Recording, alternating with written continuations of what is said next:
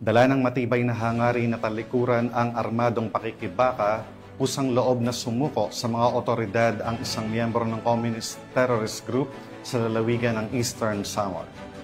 Patuloy naman ang panawagan ng mga otoridad sa mga natitira pang kasapi ng rebeldeng grupo na magbalik loob sa pamahalaan at makiisa sa adhikain para sa kapayapaan at kaunlaran ng bansa. Patrolwoman Camberley Flores sa report.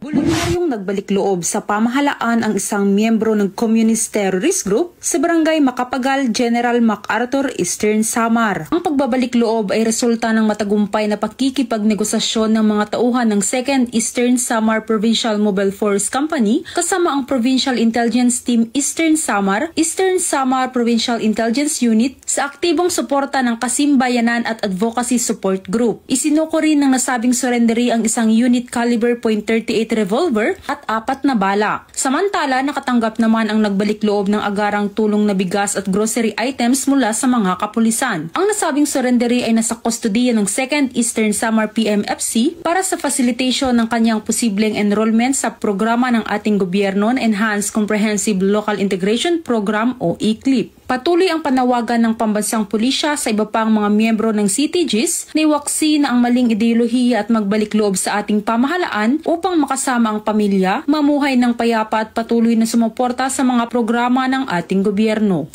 Mula dito sa Eastern Visayas, ako ang inyong PNN correspondent, Patrolwoman Flores, alagad ng batas, tagataguyod ng Balitang Pulis.